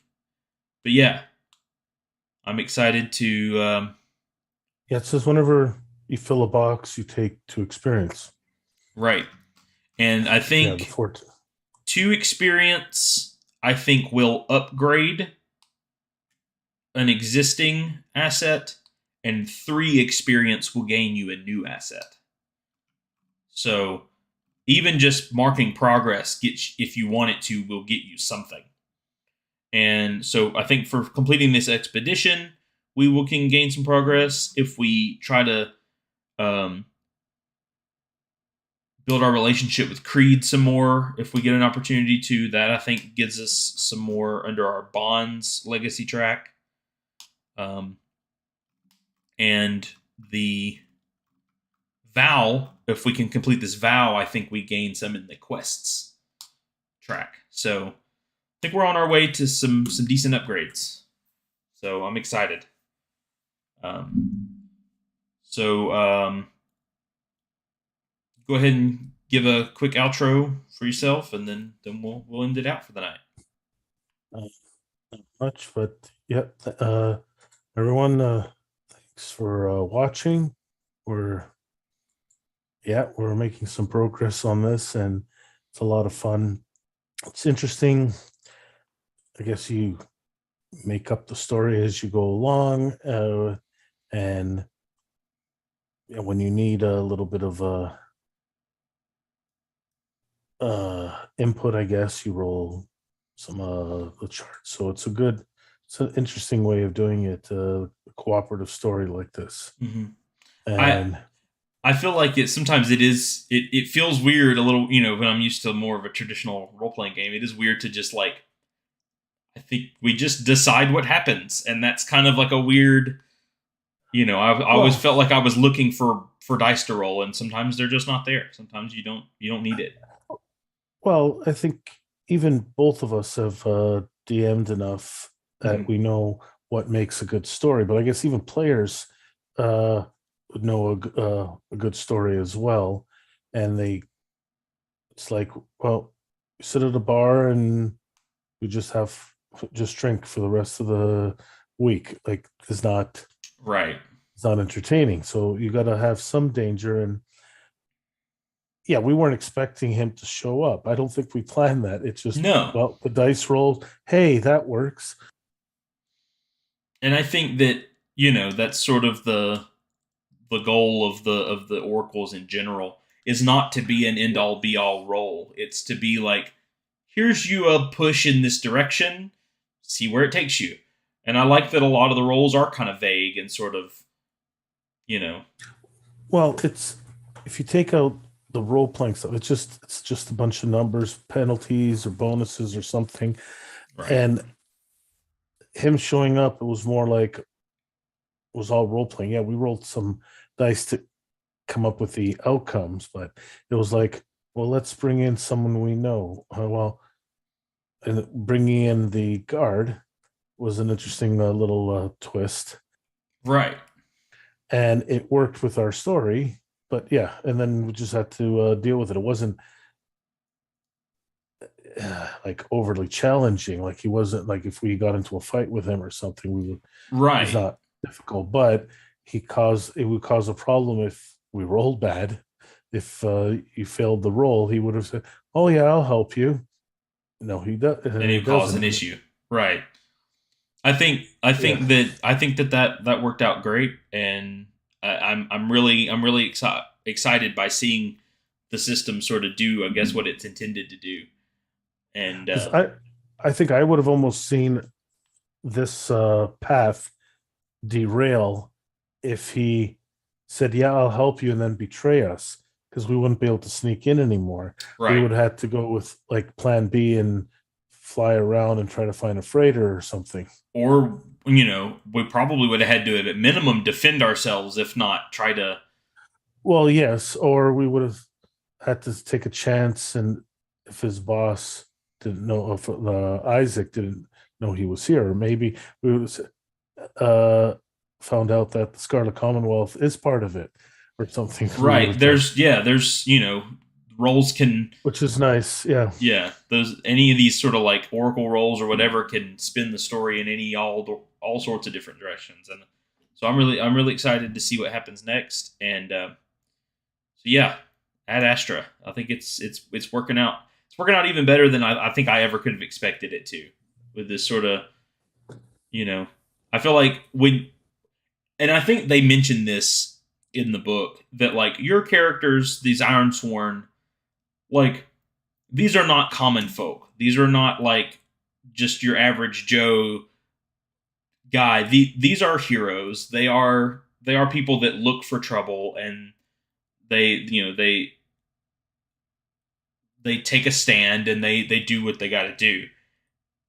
And I think that that's important to remember when you're telling a story like this. That no, the average Joe might like turn a blind eye and go grab a drink, but whereas us as Iron Sworn, we can't do that. We have to take a stand and do what we got to do to make it right. Now, yeah, I know the way the charts work. I don't know how much Sean Tompkin developed that idea, but I know the four of them from Absolute Tabletop. They love the charts. I don't know if They it's love their roll tables. yeah, I've seen a lot in the adventure kits and stuff. I don't know if it's Tim or Matt or the primary force behind that. They all do. They Yeah, all from what I understand, they you know, and I think I've heard Tim talk about like middle of the night jump up and fill out a whole roll table, like just stuff like the mecha yeah, hack.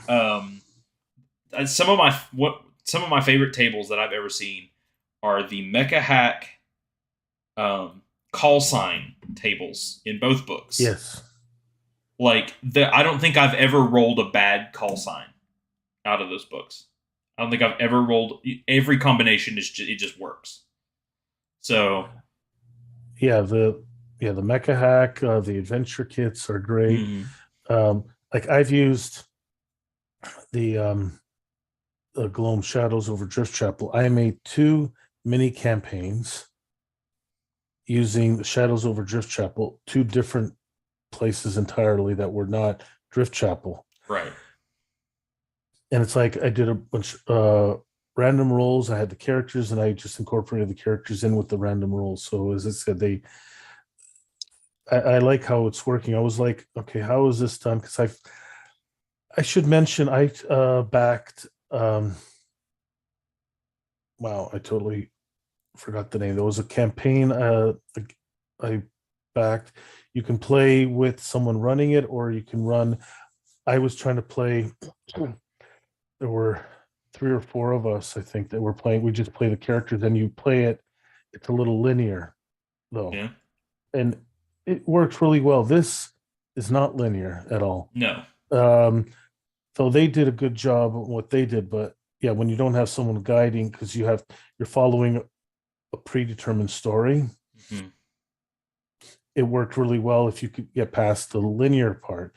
But yeah, and then people would they read what's going on next, and then you follow the story along that way. But this, right. I like what they did with this because it's It gives you just enough framework to know to give you like, okay, this is where we're at. This is the frame of mind we all need to be in, and it gives you just enough inspiration to like push you forward and cause the story to unfold. And I think that I have not personally played the original Iron Sworn. I know they did make some updates when they made this in terms of like some of the moves and things like that. But from what I understand, I've seen some base Iron Sworn played, and to me, it feels like it probably plays very similarly. It probably plays, but just fantasy instead of sci-fi. So, all right. It's called Emberwind by I think the group is called Nomivore. okay, And Emberwind, as I said, you can play as someone running it, so they can do the role playing aspect of it, of the mm-hmm. NPCs and stuff. But you could play it a little more linear, but it's still, you can still do the role playing among the players and stuff. So Right. there still is some stuff, but as I said, it's not as free form when you're playing the co-op sort of thing. But I said it was a lot of fun. I never got to finish it because scheduling conflicts with the Right. players um, and stuff. But it was still a lot of fun in a different way. But as I said, this one, I think I enjoy the creativeness in developing the Right. story. So it's not linear, but either way, both of them you don't, as long as you don't read ahead in the Emberwind, you don't know what's going on. Right. So it's still Exciting. so Now, another game similar to this that I know of, that I have the book for, and I've not successfully like actually started the a like storytelling session of. It's a game called Questlandia that I found out about from Matt Click. Him and Barker and Aaron Van. I probably will say his name wrong. Um, they played it a while back on Matt's channel, I believe. Um, and the first part is similar to this, where like the first part of the game is world building and creating a setting, and then you role play scenes. Similar, it reminds me of Fiasco in that sense, where each scene has like a main character, and then like everybody else can kind of like play NPCs and stuff, or possibly play their own character if multiple characters are in a scene together. And the interesting thing about it is it uses a deck of playing cards as like a major like you generate your characters with a deck of playing cards. So based off the suit you draw or the the value you draw, you gain. It's like your profession or something like that. And it seems really interesting. And I've done sort of the story, the world building aspect of that game, but I've not ever gotten into the scene playing of that. But yeah, the sort of world building storytelling games, much like this, I feel like are an interesting side of the RPG community that maybe doesn't get enough like spotlight.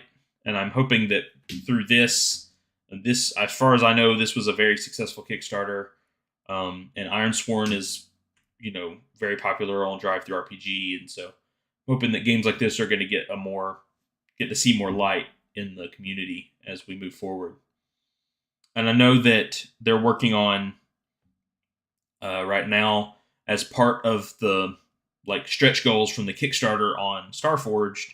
They're working on Ironsworn's Sundered Isles, which is going to be sort of a seafaring version of Ironsworn. Sort of like I think it's supposed to fit a little more with the base game Ironsworn, but it's going to be sort of pirates and seafaring and ships, and so it probably takes some of the sort of ship combat esque sort of things from Starforged and blends them with the fantasy aspects from Ironsworn. Um, that's going to be really cool whenever they get that ready. And I think for Kickstarter backers, I think that's included. I think we get a copy of that whenever it's ready. Um, I don't know what the plan is other than that, but yeah. Other thing I want to plug for people that once they get into Starforged, whenever I think they're prepping right now for public release. I think they've got it slated for maybe late April. I don't know the exact date if they've even given one. I did see, I think over on Twitter, Sean Tompkin was posting. He posted a picture of his drive-through RPG window with Ironsworn or Starforged up, but privatized. So they've got it. They've got a version of it uploaded to drive-through, ready for public purchase. But they have not. I don't believe they've went live yet.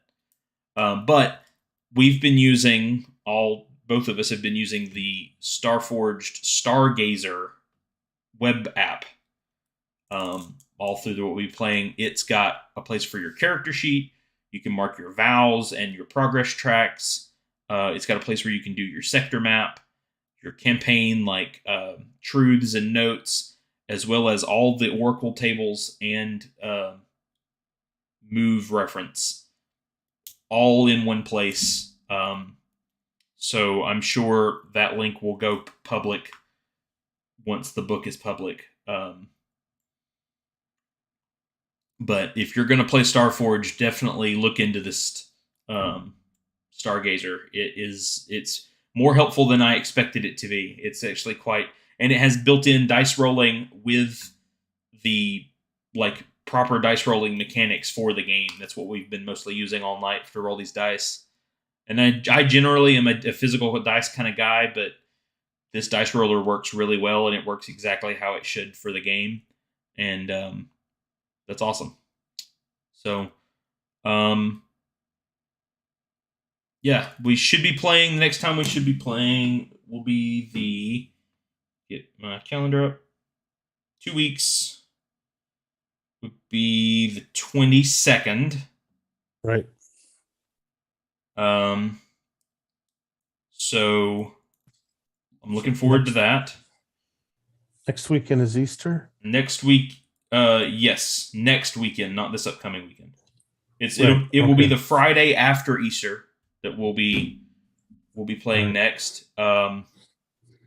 And also to say it again, tomorrow night I'm going to be playing Mecha Hack, working on my Power Ranger Morphin Hack rules, playing some Dino Thunder team with some um, taking a group of 3 through that. And so if you're into Mecha Hack or into Power Rangers or both, check that out. And hopefully at some point I can get those rules to a place where they be ready for public release, but we'll see. Um, Other than that, this has been a lot of fun, and we'll see you next time on the Griffin's Nest.